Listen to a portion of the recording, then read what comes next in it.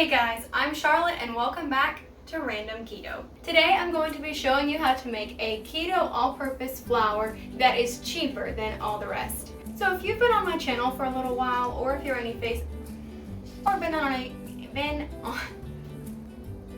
why is it so hard to say this? You may have heard of Victoria Keto Kitchen's flour. Her flour is amazing. It's perfect, it performs well, it's consistent. I love everything about it except the price tag. I am running out of egg white protein powder and my wallet is not ready. And the bank rejected my personal loan that I requested, so I had to get creative. Now, I decided to investigate some store-bought flours, and when I looked on the back, they had extremely similar ingredients to the one that Victoria uses, which makes sense. So I decided to see if I could make my own blend because her flour is expensive, but this is more expensive. At Walmart, this is $11.44 for 3 3/4 cups of flour. Woo! I tried out 5 different formulations, adding in stuff like flaxseed, all different kinds of stuff, not adding it in, substituting things, changing the ratios, and finally I tested them all and this is the best one. The ingredients that you're going to need are almond flour, oat fiber, whey protein isolate unflavored, xanthan gum, and baking powder. As far as tools, you'll need a digital scale, a bowl, whisk, a sifter, and then some kind of airtight container to store your flour in. I will have any relevant tools linked in the description as well as all of these products. So we will be measuring out this recipe in grams. Alright, so we're going to take our almond flour, zero out the scale with your bowl on it, you guys know. We need 392 grams of almond flour.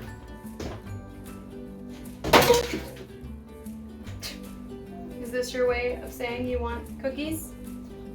I'm at 390, so it looks like it's kind of 3 heaping cups. 3 heaping cups. 92. Okay. Next, we will need 67 grams of oat fiber.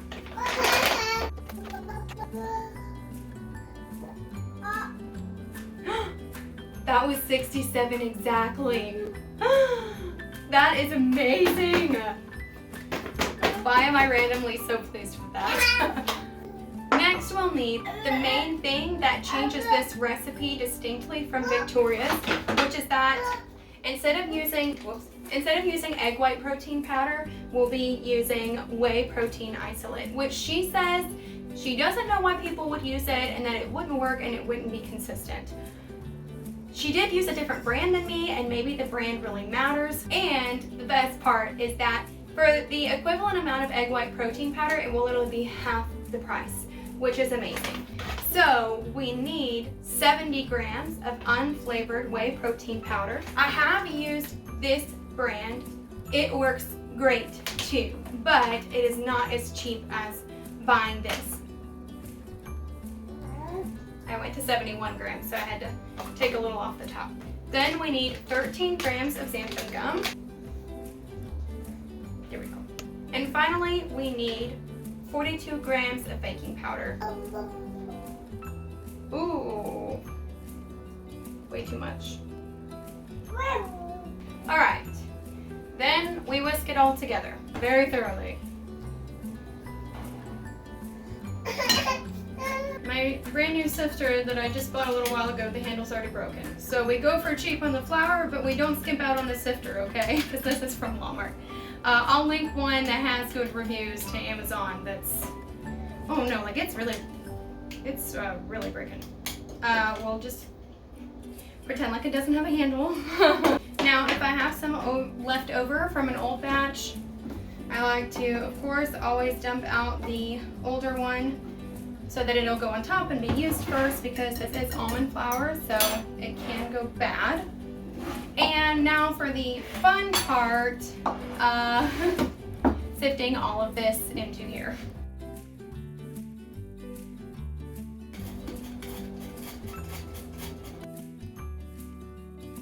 So that is it.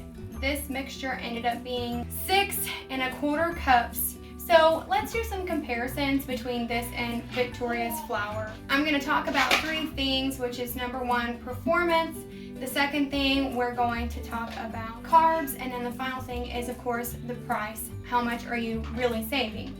So as far as the performance, the first thing to notice about the flour is that it is darker in color, but to me that does not bother me because it's going to come out like gorgeous and golden brown anyway. Performance-wise, it is slightly denser. I would say it is like 3% denser, which means that when it comes to like fluffiness or like after it's been baked, it is like 3% less perfect. Hers is like 98% compared to regular flour, and mine is like 95. Think of this adapted recipe of the flour as the knockoff brand. This is the Walmart knockoff. This is great value Victoria Keto Kitchen flour, okay? Carbs, her carbs per cup. I don't know what her total carbs are because she doesn't give them, and I'm unwilling to do any more math than I already had to do for this video, which was a lot. My brain hurts. Her net carbs per cup is 5.3 net carbs per cup, and my net carbs per cup is less than 5 grams of carbs a cup, 4.9 net carbs per cup. And if you do total carbs, 1 cup is going to be 22.3 total carbs. Okay, so now let's talk about the price, which is probably what you're all here for, and I'm sorry to have held you in suspense until now. So this is Victoria's flour. This is my flour. Her flour, if you use all of the brands that she recommends and links in her description, just go straight to her thing. Let's say you don't have any baking powder, you don't have any xanthan gum, you have none of these ingredients, and you're buying them all from her description box. Your initial investment cost is going to be $108.63, which is a lot. And for the record, I will not be including tax, shipping, customs if you're in another country, gas to drive and pick up products, all those variables that I can't account for. I'm only going to account for the products themselves because those are consistent.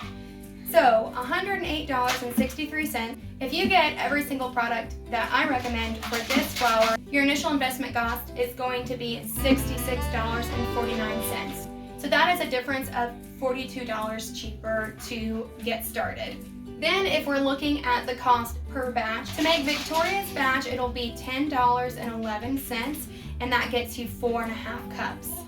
If you make my batch, it will be $7.11, and you will get 6¼ cups, which means that if you compare cup to cup, a cup of hers is going to cost you $2.25, and a cup of my off-brand flour is going to cost you $1.14. If her flour is working for you and you use egg white protein powder for other stuff and you're just super happy for it, keep using that recipe. So then also, if $1 doesn't seem very impressive to you, I just want you to think about how much you would save per year if you were making this instead of this. So if you make 1 batch a week of this flour instead of Victoria's flour, you will be saving $156 over the course of the year. And if you make 2 batches, which some weeks I definitely do, then that would be a savings of over $300 over the course of a year. I mean, so to conclude our price segment, because I know I've kind of gone all over the place. You like your goldfish? My knockoff flour is $42.14 cheaper to buy the initial ingredients, $3 cheaper per batch, and over $1 cheaper per cup. Don't be concerned by this saying self-rising. This is still all-purpose. I have to relabel it. Ideally, you should be able to use this flour in place of any recipe on Victoria's channel, so any of the recipes that I've tested, as well as you should be able to use it in place as a one-to-one with regular all-purpose flour. I will confess that I have only tested it on one thing, but it turned out absolutely amazing, so I am going to be putting out some other recipes, specifically my famous chocolate chip cookies that have now been keto-fied. So please make sure that you subscribe and hit the notification bell when you know when the self-rising flour comes out. And as always, I hope you guys have a good one. Bye, y'all. You gonna wave? You wave? Good job. Say bye. Bye. Bye. Bye. Good job.